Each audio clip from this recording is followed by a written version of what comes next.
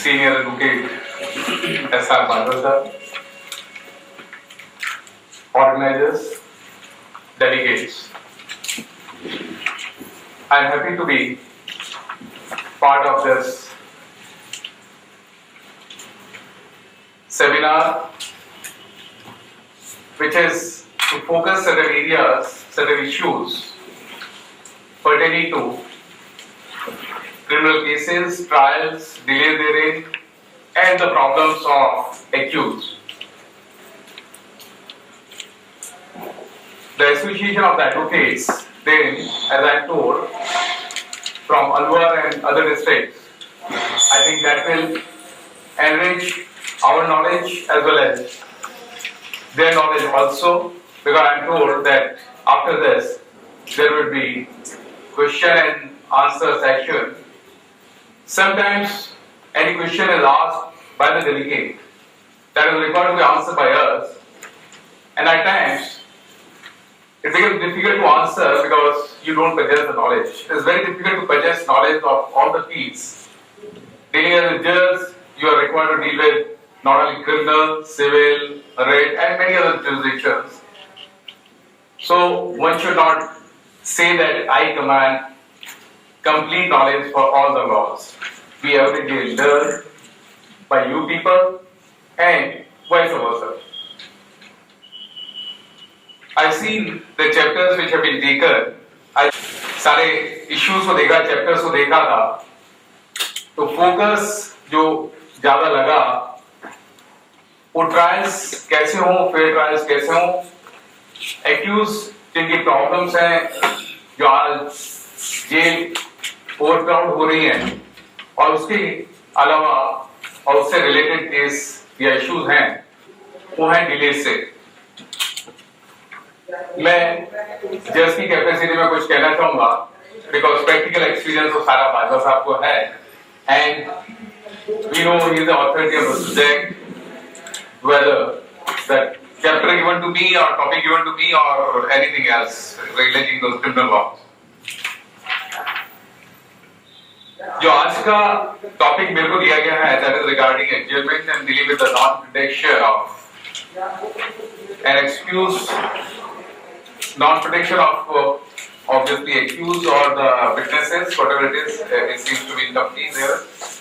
An excuse there on account of non-availability of police escort.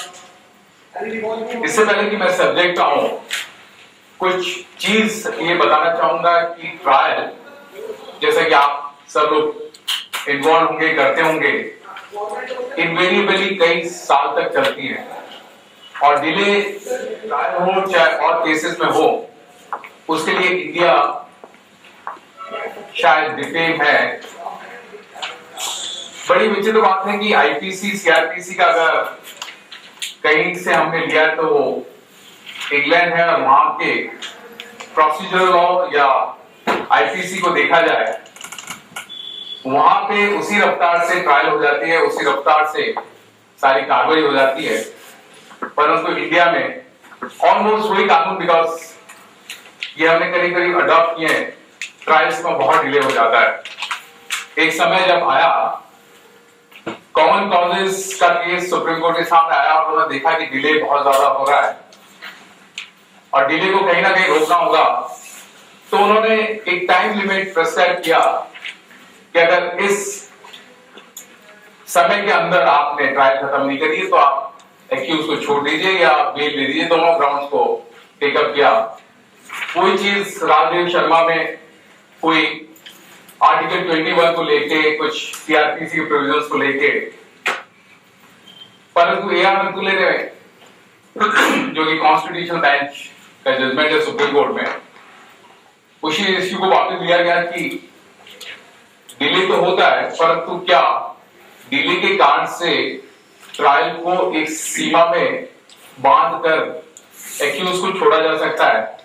और इसी विषय पे बहुत डिटेल में डिस्कशन करने के बाद निर्णय ये दिया कि डिले किसी भी ट्रायल में फैटल हो सकता है, परंतु उस कारण से केवल एक्यूज को समय बांध कर छोड़ा नहीं जाना चाहिए. हाँ, हाईकोर्ट 482 में जुरिसडिक्शन एक्सरसाइज करती है.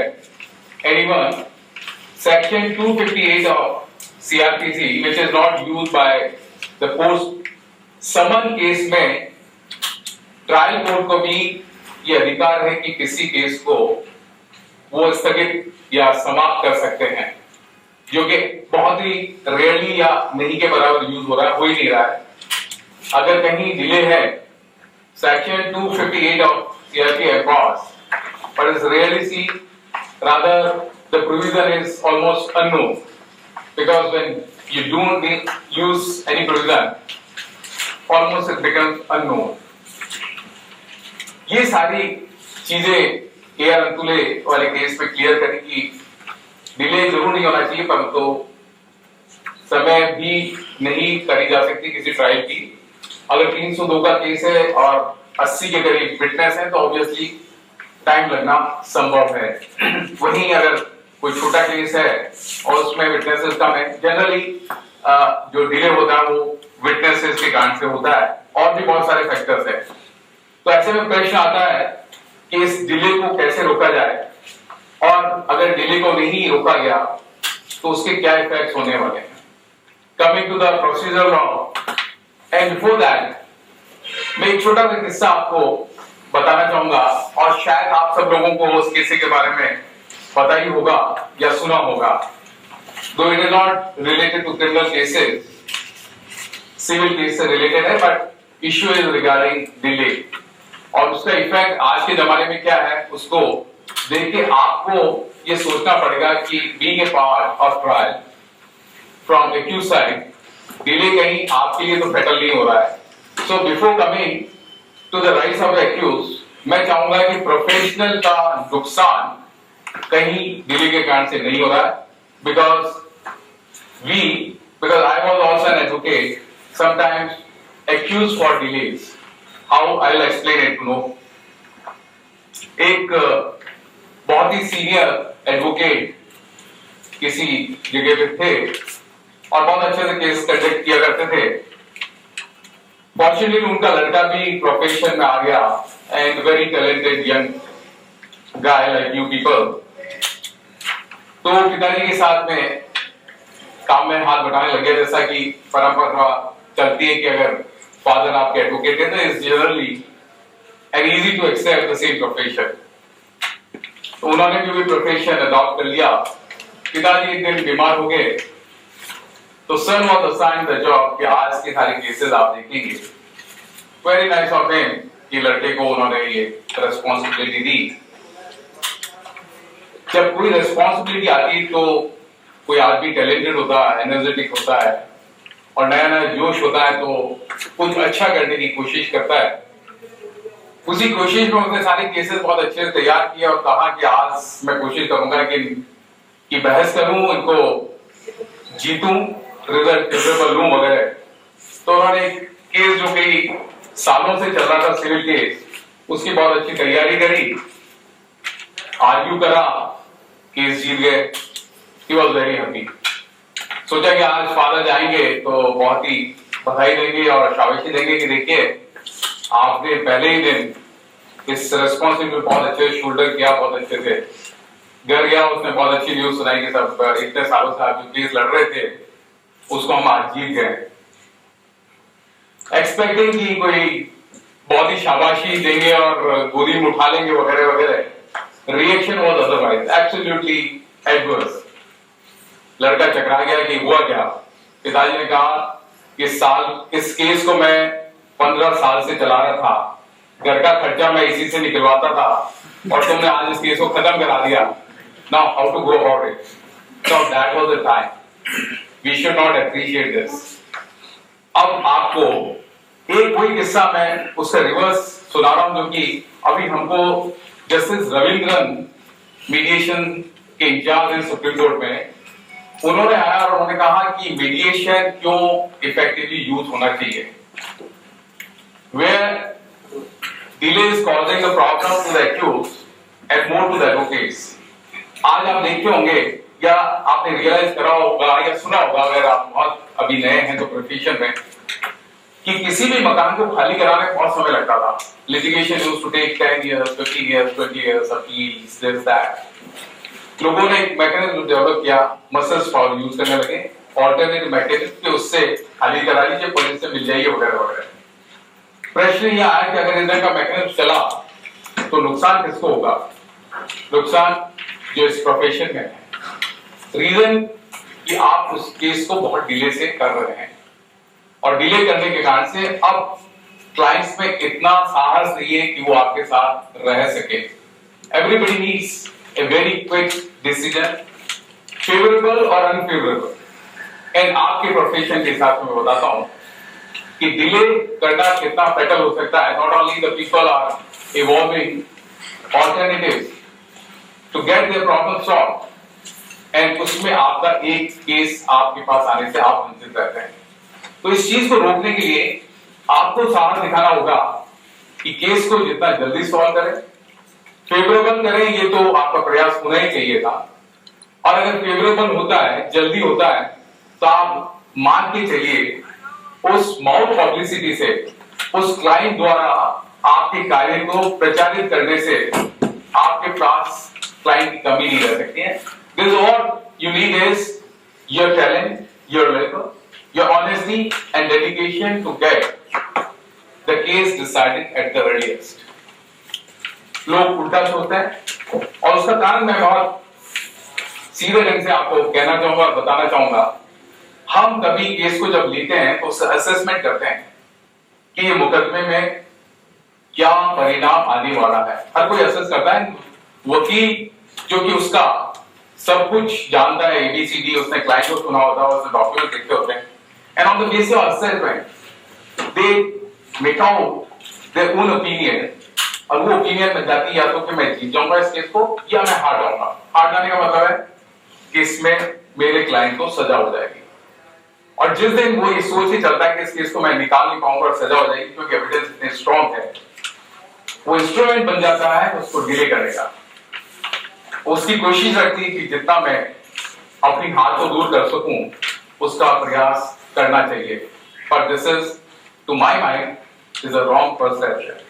जो चीज आनी है वो आनी है, उसको आप ना रोक सकते ना कर सकते हैं। द थिंग इज जितना डिले करा उसको सजा हुई, उसका इफेक्ट अल्टीमेटली आपके विपरीत ही आता है। कितने दिन लड़े, कितनी मेहनत करी, एंड रिजल्ट क्या निकाला आपने? सजा। कोशिश ये करनी चाहिए कि अपनी मेहनत बिना इस परसेप्शन के बनानी चाहिए कि किसको सजा हो जाएगी। प्रयास ये होना चाहिए कि मेरा क्लाइंट अगर इनोसेंट है तो बच के आना चाहिए। कैसे उसको रेगुलेट करूं, इस पे ध्यान एकत्रित करें, इस चीज को छोड़ के ही ये मैं केस एडजस्ट करवा लूं, आगे करा लूं। बिकॉज कई जजमेंट देखे, एंड स्पेशली एक जस्टिस लाहौटी साहब का जजमेंट था इसी डिले के संबंध में, considering all these judgments, including AR and Bullet, उनका मानना था कि न केवल और फैक्टर्स डिले के लिए उत्तरदायी हैं, पर वकीलों द्वारा खुद के पर्सनल ग्राउंड या अन्य ग्राउंड पे एडजस्टमेंट लेना भी एक बहुत बड़ा कारण है डिले इन ट्रायल्स। जजेस की कमी तो है ही, इसमें तो कोई दो राय नहीं है। हमारे पास और भी फैसिलिटीज की कमी है। मैं अभी एक प्रोग्राम में था, ईटीवी ने ऑर्गेनाइज करा था regarding dispensation of justice, delays etcetera. उसमें यही बात कर रहा था कि क्रिमिनल केस में बाजवा साहब इस्तेमाल करेंगे कि ट्रायल कई सालों तक इस कारण से अटकी रखती है कि साहब एफएसएल रिपोर्ट नहीं आई। Like NDPS cases that very crucial, and with the shortage of the laboratories और the facility of getting FSL report, कई सालों की डिले हो जाती है ट्रायल में। अगर वो इनोसेंट आदमी है तो उसका अगर कमर्शियल क्वांटिटी के साथ पकड़ा गया तो हम बेल देते नहीं है, and he suffers despite the fact that he may be innocent person. The recovery the material is not a contraband even. वो औषधि क्या बोलते हैं, कौन सी ड्रग नहीं होता है। आई एम सॉरी, कुछ हिंदी के वर्ड्स मेरे को मैं नहीं बोलूंगा, तो I am comfortable in Hindi, और हम तो राजभाषा हमारी हिंदी रही, तो परंतु प्रैक्टिस में कुछ ऐसे वर्ड्स जो टेक्निकल इंग्लिश की हो गए तो हिंदीकरण उसका मुश्किल है। तो ऐसी स्थिति में आप लोगों की जिम्मेवारी बहुत ज्यादा बढ़ जाती है कि आप डिले के पात्र ना हो, आप उसके इंस्ट्रूमेंट ना बने। क्वेश्चन आता है, जजमेंट दे दिया जाता है, though Section 309 of CRPC provides certain parameters, certain checks for the adjournment. It is not necessary कि जब भी adjournment माना जाए जजेस दे दें, परंतु होता है इसका विपरीत है. जजेस आर ओवरबर्डन. वो सोचते हैं अगर कोई एडजमेंट मांग रहा है तो चलो मेरे लिए आसानी कर रहा है, मैं दूसरा केस कर लेता हूं. तो एडजमेंट जनरली चेक होना चाहिए 309 में जजेस द्वारा, होता उसका विपरीत है. I am giving you the practical aspect. कानून किताबों में रह जाता है, प्रैक्टिकल जो हो रहा है उसको देखने की बात होती है, उसको सोचने की बात होती है. मेरा निवेदन इतना सही है कि at least you should not become instrument to any adjournment. अगर आप आगे बढ़ के मांगेंगे एडजमेंट तो जज को देने में कहीं दिक्कत नहीं होती. हालांकि जिम्मेवारी जज साहब की है कि अननेसेसरली एडजमेंट नहीं दे. सेक्शन 309 के हिसाब से कार्रवाई करें. इवन एक कोई एविडेंस हो रही है, उसका क्रॉस एग्जामिनेशन कंप्लीट हुआ या एग्जामिनेशन कंप्लीट नहीं हुआ, तो it should go on the next day unless reasons are recorded for deferring the matter beyond a day. परंतु कभी ऐसा प्रैक्टिकल रूप में कम हो रहा है. 309 का प्रोविजन का ना तो वकील साहब कभी इस्तेमाल करने की कोशिश करते हैं, ना जज साहब उसको अट्रैक्ट करते हैं. Even 3092 provides for imposition of cost. There is unheard of कि क्रिमिनल में कोई कॉस्ट भी लगा रहे हैं, whereas these provisions are required to be used. आप कहेंगे इसमें इतनी क्या आवश्यकता है कि 309 को इतना यूज करें, जजमेंट्स नहीं दें. सोचिए आज आपके इंस्टीट्यूशन की क्या इमेज है. कानून के लिए जो आता है उसको न्याय तुरंत मिल पाता या नहीं, या कोर्टों के लिए क्या लोगों की धारणा है, उस धारणा को आप बना के रखना चाहते हैं या उसको खत्म करना चाहते हैं, ये हम सबको सोचना होगा. Image should be that whoever will knock the door he'll get the justice at the earliest. अगर हमारी इमेज ये होगी कि नहीं यहाँ पे न्याय के लिए पीढ़ियां लग जाती हैं, दादा करते हैं तो पोते को कुछ फल मिलता है, तो लोग बात उस न्याय को प्राप्त करने की कोशिश नहीं करते हैं, उससे दूर हो जाते हैं. वो जब आते हैं जब मजबूरी है, like criminal case is under compulsion to face trial because FIR has been lodged, challan has been filed, charge has been framed, etc., etc. But we have to take entire scenario. You must be practicing in all fields, like civil also and criminal obviously. प्रयास आपका ये होना चाहिए कि जज को आप पाबंद करेंगे, आप एडजमेंट नहीं देंगे, आप केस को सुनेंगे, आप इसको तुरंत निकालने की कोशिश करेंगे. So adjournment is one of the issue which has been given that should be checked properly and sincerely. Second is non-prediction of witnesses, accused, many other aspects. Again the machinery, जैसे मैं FSL रिपोर्ट के लिए कह रहा हूँ, कई साल लग जाते हैं FSL रिपोर्ट आने में, और कई बार ट्रायल डिले होती है उसी कांड से. सेम वे आप विटनेसेस को बुलाना चाहते हैं, प्रोसिक्यूशन बुलाना चाहती है, उसके लिए नोटिस जाते हैं, समझ जाते हैं, कई केसेस में जब नहीं आता तो वारंट भी आते हैं. अगर आप उस टोटल पीरियड को देखेंगे तो इतना ज्यादा डिले होता है उसके कारण से ट्रायल को कि आप कभी कल्पना भी नहीं कर पाते. सहारा लिया जाता है कि साहब पुलिस स्टाफ जितना है उसमें इससे ज्यादा हम डील नहीं कर सकते. This is very unfortunate. Recently I was watching A news item जहाँ की लॉ मिनिस्टर ने रिसेंटली कहा कि हम सारी सबऑर्डिनेट कोर्ट्स को फास्ट ट्रैक करना चाहते हैं, very recently. And he has given out that 20,000 crores is a huge amount. 20,000 crore रुपया हम इसको देने के लिए तत्पर हैं. मकसद ये था कि सारी कोर्ट्स बहुत जल्दी काम करें, परंतु केवल पैसे देने से बहुत जल्दी कार्य नहीं होता. हमको अपनी मन स्थिति बदलनी पड़ेगी, तभी हम इसमें कुछ प्राप्त कर पाएंगे, नहीं तो नहीं कर पाएंगे. और मन स्थिति जब तक नहीं बदलेगी, जब तक एक्यूज को नहीं लगेगा उसका हित जल्दी ट्रायल कराने में, एडवोकेट्स को नहीं लगेगा कि उनका हित जल्दी ट्रायल करके खत्म करवाएं, और जजेस को नहीं लगेगा कि they should go very fast track courts आपने बनी देखी. केवल मकसद था कि जल्दी करें, परंतु I don't know what is the experience of Bajwa साहब. जो मैंने सुना उसमें ये हुआ कि कहीं न्याय दफन हो गया। I think he may agree to this.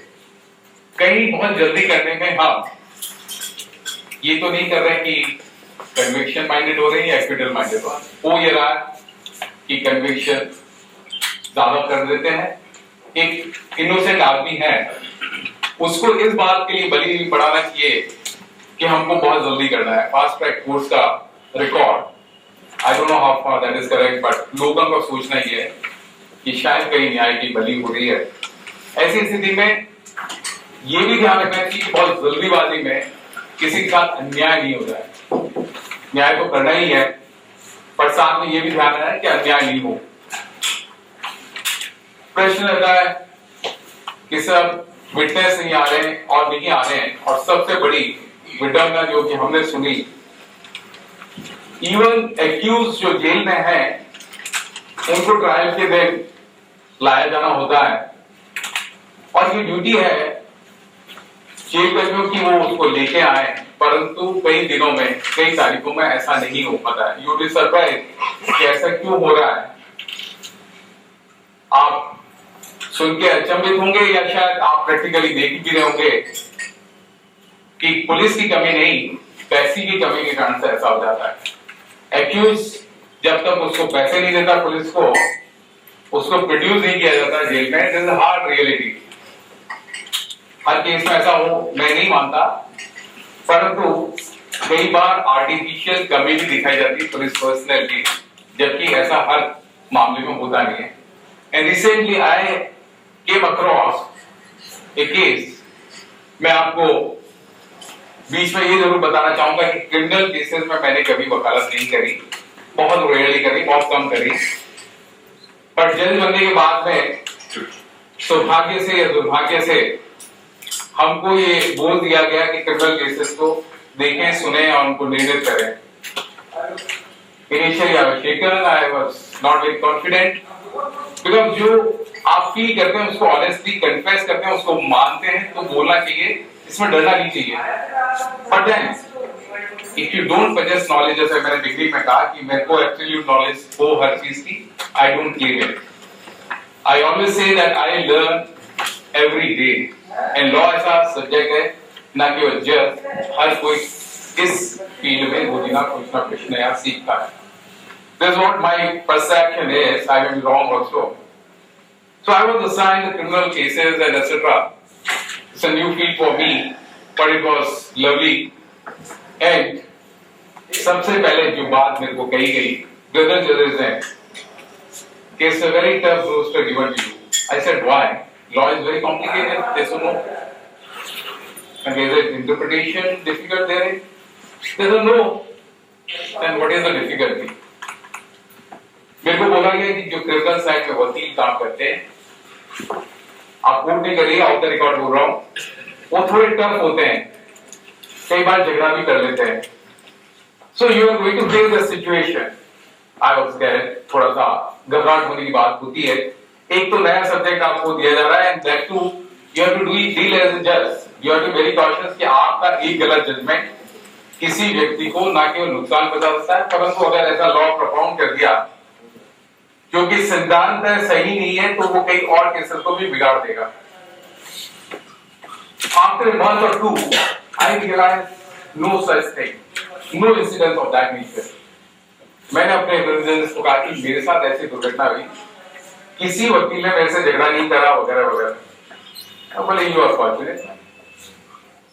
मैं कहा हो सकता है कि अभी समय कुछ कम है, लोग बाग ये सोच रहे हो कि नए नए हैं, चलिए अभी कुछ इनको टाइम देते हैं। Unfortunately or fortunately for me, I was given the same task. I was continuing with the same rooster. हम लोगों को हाई कोर्ट में रोस्टर होता है, आप लोगों को पता है, चेंज होता रहता है, कभी क्रिमिनल सुनते हैं, कभी सिविल सुनते हैं, कभी रेड सुनते हैं आप लोग। Anyway, I was continuing with the same roster. I realized कि 5-6 महीने हो गए, and it's very tough to continue in a roster, bail का हो या क्रिमिनल का हो, एक ही केस में, एक ही रोस्टर में। No such incidents. तब मैंने अपने आप से सोचा कि क्या कारण रहा कि वकीलों ने रिएक्ट नहीं करा, कोई झगड़ा नहीं करा। मेरे को लगा कि अगर कोई इसके लिए जिम्मेवार है तो जज स्वयं है। आप एक ही पैटर्न के केस में बेल दे रहे हैं और उसी पैटर्न के केस में दूसरा व्यक्ति आ रहा है उसको मना कर रहे हैं, सो ऑब्वियसली अनोइंग तो होनी है और वो कौन होगा वकील के लिए कि आपसे लड़ाई करे। So you have to be very very cautious while dealing with issues और उसी पैरामीटर्स में अगर आप काम करते हैं तो मेरे को नहीं लगता है कि क्रिमिनल या कोई भी साइड में हो वकील कोई भी खराब होता है या हो सकता है। I don't endorse, I am very firm on that issue now. उसी टाइम में मैं जब कुछ केसेस को सुन रहा था तो प्रोसिक्यूशन एजेंसी पे मैंने ये नाराजगी बताई कि एक केस में ट्रायल मेरे आदेश होने के बावजूद, हालांकि हम लोग टाइम लिमिट में नहीं बांध सकते हैं पर कोशिश करते हैं डायरेक्टली कि किसी ढंग से स्पीडी ट्रायल हो, तो कॉन्शियसली मैं टाइम तो देता हूं बट उसके साथ वर्ड लिख देता हूं इफ पॉसिबल, अगर संभव हो तो, नॉट रिजनली बट देन। पता चला था कि बहुत टाइम से एक्यूज जेल से कोर्ट में नहीं लाया जा रहा है इसलिए मामला डेफर हो रहा है। मैं थोड़ा नाराज हुआ प्रोफेसर एजेंसी पे कि मैंने ये तरीका सही नहीं है कि आप एक्यूज को नहीं लाने का तो कोई कारण कोई नहीं सकता है। I called the person from jail, बताया साहब हमारे पास चलानी गार्ड कब है इसलिए नहीं आया था, तो मैंने कहा चलिए रिकॉर्ड आई कितने चलानी गार्ड हैं, पता चला एडवोकेट चलानी गार्ड थे। बाद में वकील साहब ने बड़ा फेयरली कहा कि साहब इस एक्यूज की कितनी गरीब स्थिति है कि ये पैसे नहीं दे सकता है और ये पैसे नहीं दे पा रहा है इसलिए इसको जेल से कोर्ट नहीं ले जाया जाता है। This is the truth I see in my court proceeding itself. So ये सारी चीजें आप जब किसी चीज के नजदीक जाते हैं, किसी चीज को देखते हैं और प्रैक्टिकल एस्पेक्ट में जब अनुभव करते हैं तो पता चलता है कि ऐसा भी कुछ होता है। किताबों में कई चीजें लिखी है, प्रैक्टिकल में हम कई चीजें देखते हैं पर उसके आगे भी कुछ चीजें हो रही है। सो टू टेक एन एक्सक्यूज कि सब पुलिस की कमी है और उस कमी के कारण से विटनेस को सर्विस नहीं हो रही, नोटिस की, समन्स की, वारंट्स की, या एक्यूज को नहीं लाया जा रहा है या कुछ और, ये कभी कभी केवल बहाने होते हैं, कारण कुछ और भी हो सकते हैं। लाजवाब बात यह है कि किसी भी कारण से अगर डिले होता है उसको चेक करने का अधिकार जज के अलावा वकीलों को भी है। उसको कैसे मिसयूज को रोकना है is all up to you.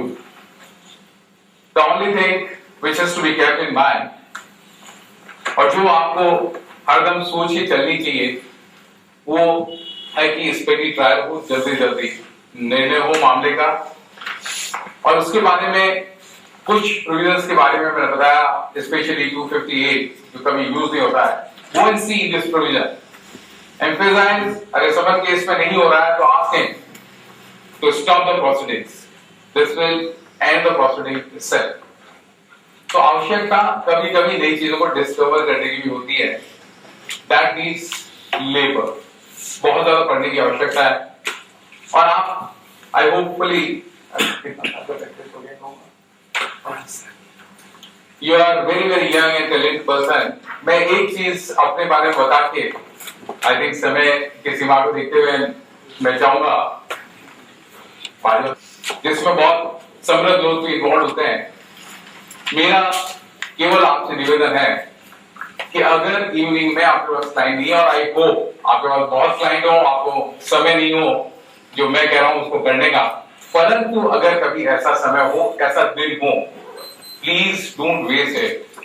अगर आप क्रिमिनल लॉ में प्रैक्टिस कर रहे हैं यू काइंडली गो थ्रू। आप कहेंगे ये तो सारे प्रोविजन हमने पढ़ लिए, सीआरपीसी का आप क्या कह रहे हैं, क्या पढ़ेंगे हम, एविडेंस एक्ट में क्या पढ़ेंगे, बट देन एट टाइम्स आप कभी कभी पढ़ते में कुछ चीज नहीं डिस्कवर करते हैं। Apply your mind whether it can be use for, and जब आप कुछ केसेस करके उस लॉ को पढ़ते हैं तो आपको लगता है कि इस केस का जिसको मैं कर रहा हूं इस प्रोविजन से रिलेवेंस हो सकता है, I can work on it, and उस लेबर का रिजल्ट जो मेरे को मिला, I can say that at the end and before my elevation I was flooded with the clients.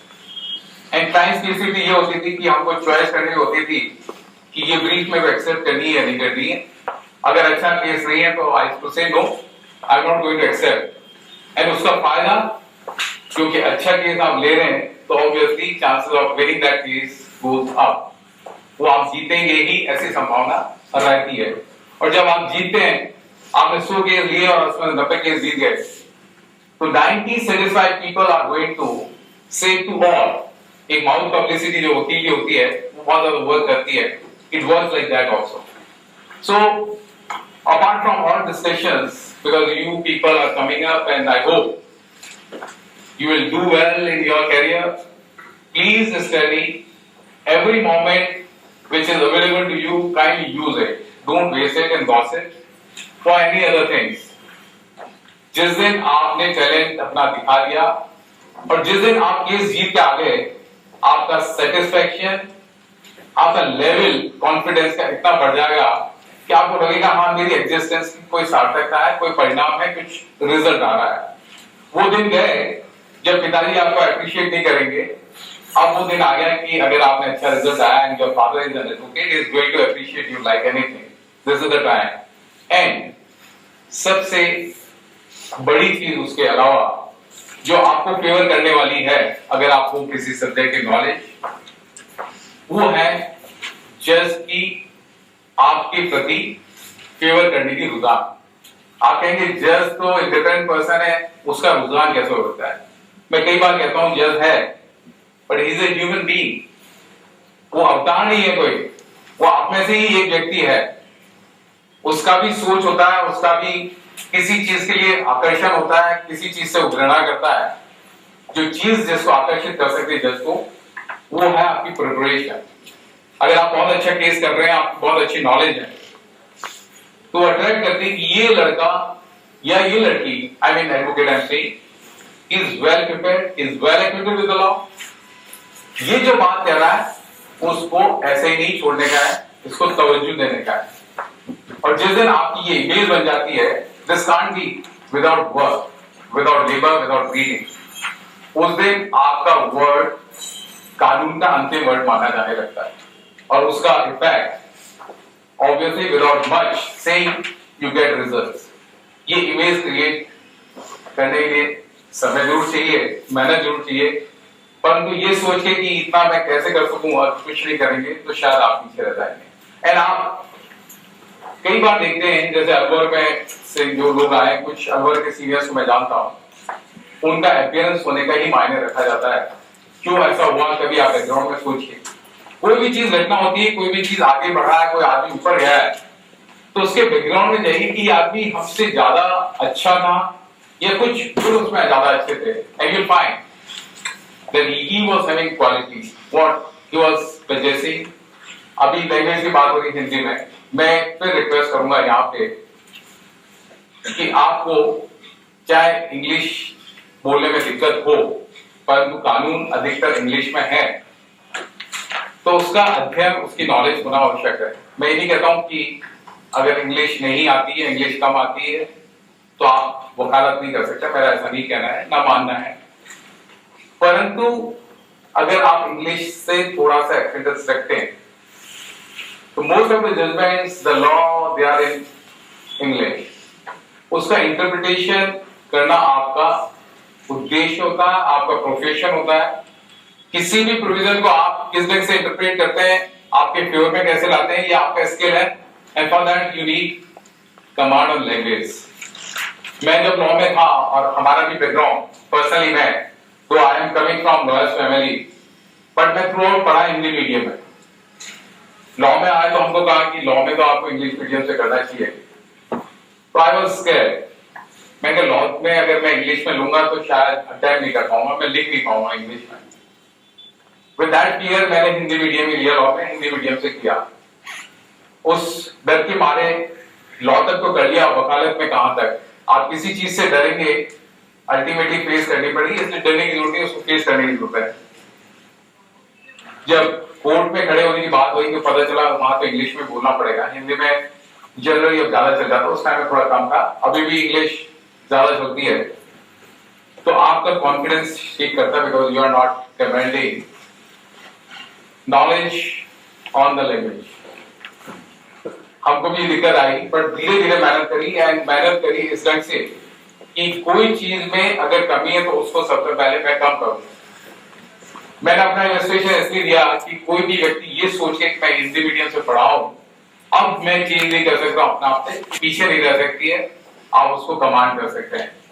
तो मेरा एक निवेदन और, दो I mean I am going out of subject, but taking note of the fact that you are talented people, आप practice कर रहे हैं, कुछ आगे बढ़े, इस सेमिनार का, इस ऑर्गेनाइजेशन का आपको कुछ फायदा पहुंचे, उसी परिप्रेक्ष्य में ये चीजें मैंने कहना उचित समझा।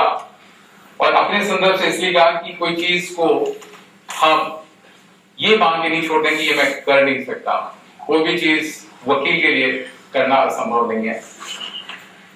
Now you will be hearing very talented, very experience, जो हमारे जिनसे आप रोजाना सीखते हैं, बाजवा साहब, बहुत सारी चीजें इस टॉपिक के संदर्भ में मैंने कही, हालांकि टॉपिक मेरे हिसाब से बहुत छोटा था to cover and to give a lecture for say half an hour or for 1 hour, whatever is the time given, because the subject is regarding enjoyment and how to go with a speedy trial.